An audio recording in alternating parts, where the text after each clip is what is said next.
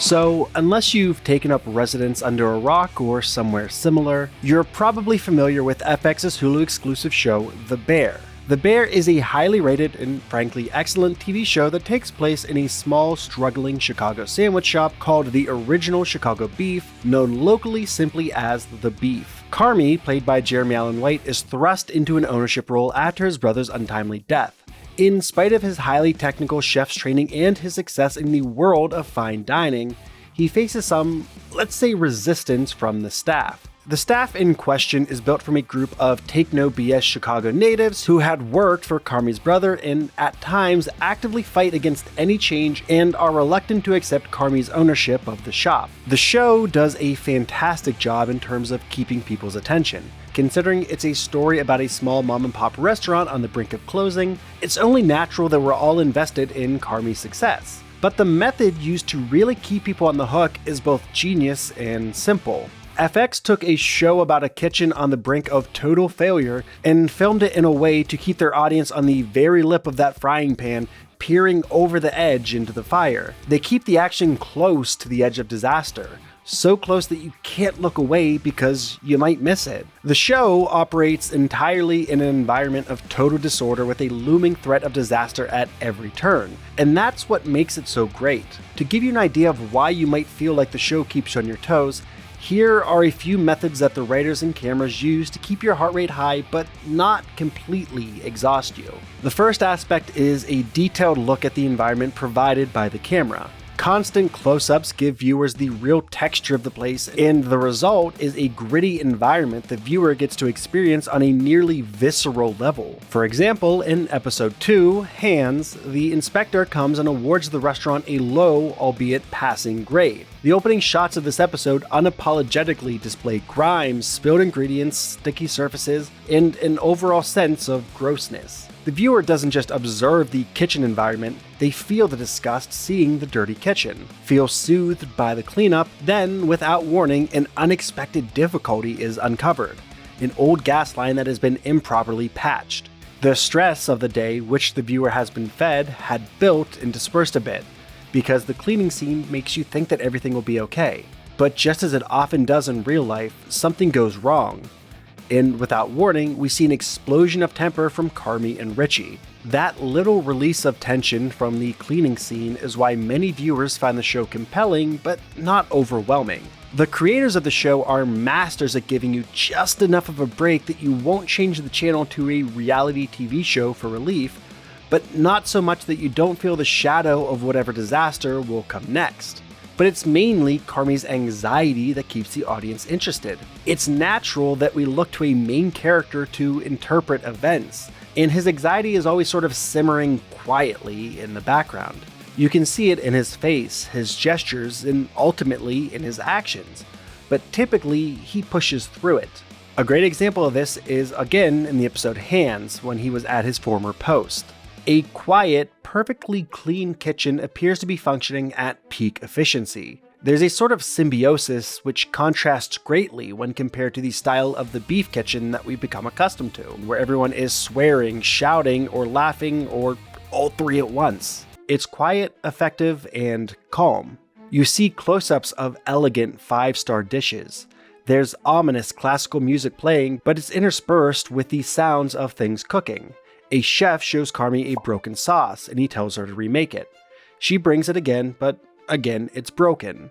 He sends her back to her station once more, but before she can rectify her mistake, the head chef, known in the Bear community as Chef Winger, enters and dismisses her immediately. Then he cruelly mocks and berates Carmy, who simply takes it without responding, still performing his duties to perfection.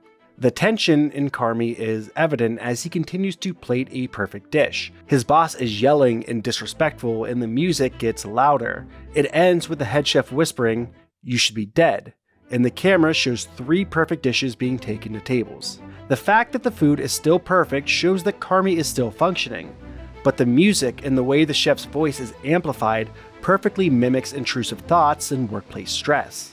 Immediately, we jump to present day, a darker shot, but with the same overlay of external stimuli, ringing phones, people talking, and the same urgency as in the 5-star kitchen, minus the order and obedient professional chefs. Carmy's anxiety is still present, although he's yelling and frantic, wrapping sandwiches and screaming at his staff to talk to him. Although it looks very different from the 5-star kitchen and its overbearing head chef, the tension and pressure on Carmy is just as amplified and palpable. A moment where the full extent of Carmy's trauma is shown in Season 1, Episode 8. He's putting a happy face on the horrifying story of his brother's death as he's on a fake cooking set in front of a fake live audience in a dream. He wakes up breathing hard in the midst of a panic attack with his brother's voice in his head and random scenes cut together of beautiful food, visions from the disastrous day before, and glimpses of books. He's able to calm himself, although it takes a moment. But we do see the toll his constant stress levels are taking on him. In Season 2, Episode 9, the audience is invited to witness Carmy cracking. We see Carmy's face and movements clearly indicating someone in distress, in quick shots of Claire, the woman he'd been dating. This cut-together montage is actually pretty accurate in terms of anxiety attacks. His thoughts are racing, jumping from visual to visual, complete with discordant music and bits of dialogue that come from the same memory but are completely out of order and context. It's unsettling, which is exactly why it's both powerful and memorable. It's a fairly regular feature of the show.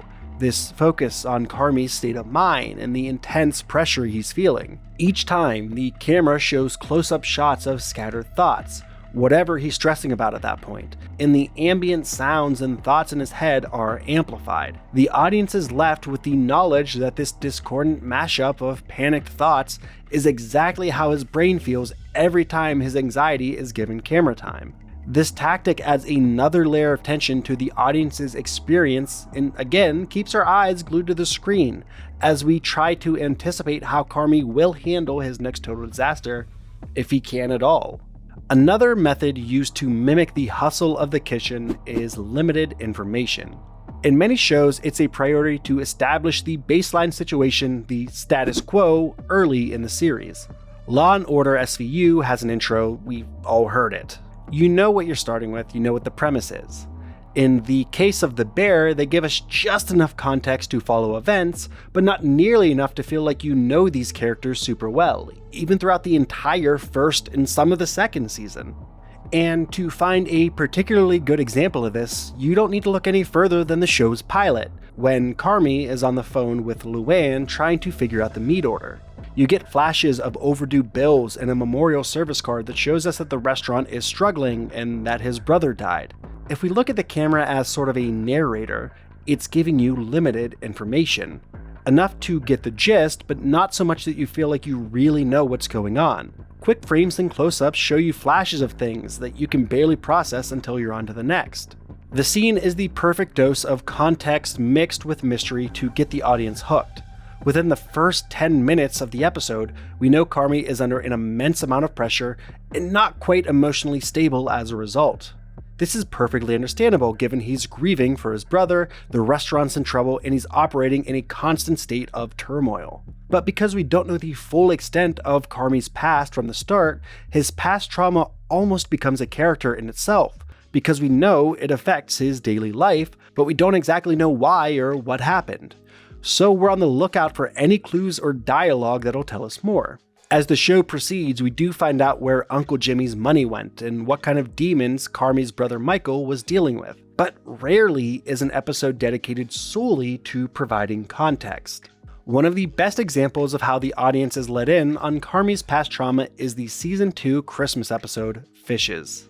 The episode shows a past Christmas featuring John Mulaney and Sarah Paulson for some delightful reason, and shows the full dysfunction and chaos that Carmy and his siblings presumably lived in for their whole lives. His mother Donna, who is clearly an accomplished cook, is just as clearly emotionally unstable and intoxicated.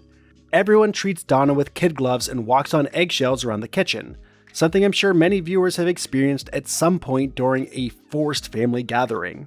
The part that's most telling, however, is the end. For the entire episode, the dinner is on the brink of disaster, contingent on everyone behaving well so Donna can feel appreciated and hopefully remain calm. There's nearly disaster between Michael and Lee over a thrown fork, yeah, a fork, but it seems to be dissipated as everyone urges him to calm down and Stevie says grace. For a brief second, it seems as if everything will be okay. as everyone assures Donna that it's beautiful and it looks incredible, in spite of the fact that Donna is crying. And then Natalie asks if she's okay, and the situation immediately shifts. Everyone is immediately frustrated knowing there will be an explosion, and Donna doesn't disappoint. She immediately goes into a tirade that makes little to no sense, but is centered around being sick of her daughter asking if she's okay. She smashes a plate and leaves. There's a moment of quiet, then Michael throws the fork and nearly fights Lee, which is promptly overshadowed by Donna driving her car into the living room. The immediate fall into pandemonium is precisely the familiar kind of chaos we see Carmy and his staff dealing with daily, and it's a clear look at why Carmy thrives in such surroundings. Which brings us to Season 3. The Season 2 finale sees Carmy locked in the fridge for the night's proceedings, essentially his worst nightmare realized. Despite this, Friends and Family Night for the Bear goes extremely well, and the audience is left hopeful for the future of the restaurant. Season 3 opens quietly on a dark day. Within this calm, we finally get to witness Carmy's past rather than hearing about it through dialogue. The music has a melancholic feel, and we see the experiences and people who built him. Some familiar faces, including Luca and Stevie, appear. We see the day Michael died. We see Chef Winger again, still degrading Carmy. But we also see a different chef, presumably the one who owned the houseboat, who guides him with a firm but quieter hand. We see Carmy and Luca working side by side, and we see what Luca described, just how talented Carmy actually is. But this time we aren't getting quick flashes of detail swiftly eclipsed by yelling and drama. It's quieter, slower, a moment for the audience to breathe and see what's been shown to us before, the beauty and joy Carmy clearly sees in food. It's a moment to live in with Carmy, a poignant nod to his passion for everything that goes into fine dining. In fact, for the first time, we actually see a completely different side of Carmy, peace. His inner demons seem to have quieted down with distance from his family, aside from Chef Winger, that is. And my thoughts on Season 3 of The Bear Side, that'd be a whole different video, but it basically boils down to that it only felt like half a season, and I'm sort of reserving judgment on it until we see how Season 4 plays out. It's actually quite beautiful seeing how they managed to perfectly encapsulate the calm within the stress in the Season 3 premiere. And that's a huge part of what makes The Bear such an amazing show. But anyways, this has been 10K Bill, and thanks for watching. Comment down below what you'd like to hear me talk about next, follow me on Twitter at 10K Bill, and of course, make sure you subscribe for all your entertainment-related content.